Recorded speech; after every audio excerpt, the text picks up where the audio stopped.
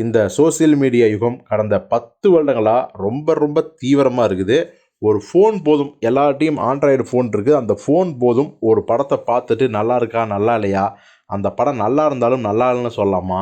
இல்ல நல்லா இல்லன்னா கூட நல்லா இருக்குன்னு சொல்லலாமா? அப்படிங்கிற முடிவ தனிப்பட்ட ஒவ்வொரு ரசிகனும் எடுக்கிறான். அதற்கு காரணம் அவன் கையில இருக்கிற அந்த ஆண்ட்ராய்டு ஃபோனும், அவனுக்கு இருக்கிற அந்த நெட்டும்.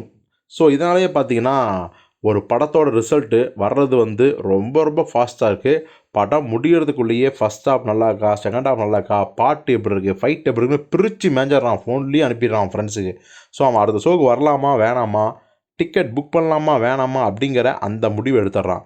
இப்போ கூட பார்த்தீங்கன்னா, பெரிய பெரிய ஹீரோக்கள் படம், பெரிய பெரிய இயக்குனர்கள் படங்கள் வந்து நல்லா இல்லைனாவோ, இல்ல ரொம்ப சுமார் தான் அப்படின்னாவோ பார்த்தீங்கன்னா, ஏன் எதிர்பார்த்த அளவுக்கு படம் வந்து இல்ல அப்படின்னாலோ, உடனே என்ன பண்ணிடுறாங்கன்னா, அந்த படத்தையும், அந்த இயக்குனரையும், ஹீரோவையும் காலி பண்ற வேலையில வந்து இறங்கிர்றாங்க சோசியல் மீடியாஸ்.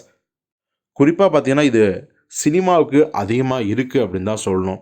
இப்ப பார்த்தீங்கன்னா, நம்ம பிரம்மாண்ட இயக்குனர் ஷங்கரோட கேம் சேஞ்சர் படம் வந்து சங்கராந்திக்கு ரிலீஸ் ஆச்சு 10ஆம் தேதி. இந்த படத்தோட விமர்சனம் முன்ன பின்ன தான் வருது. யாருமே வந்து படம் சூப்பர், ஆஹா, ஓஹோ! அப்படிலாம் சொல்லல. ஷங்கர் என்னங்க இன்னும் எடுத்ததையே எடுத்துட்டு இருக்காரு.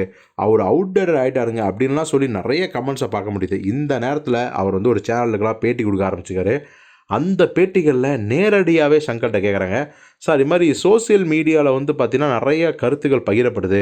இப்போ கேம் சேஞ்சர் படத்த பத்தின கூட பல கருத்துக்கள் பகிரப்படுது.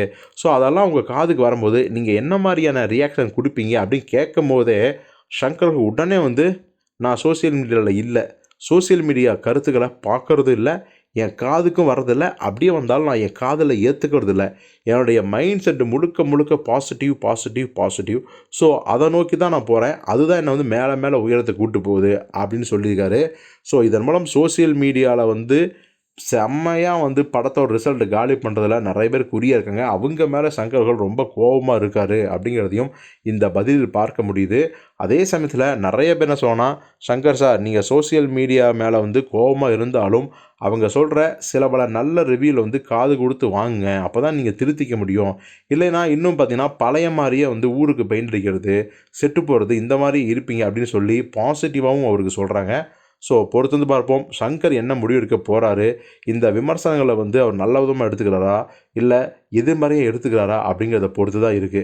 அதெல்லாம் விடுங்க. உங்களுக்கு பர்சனலா கேம் சேஞ்சர் படம் எப்படி இருக்கு? நல்லா இருக்கா? இல்லையா? அப்படிங்கிற உங்க கருத்த தைரியமா கமெண்ட் பாக்ஸ்ல சொல்லுங்க.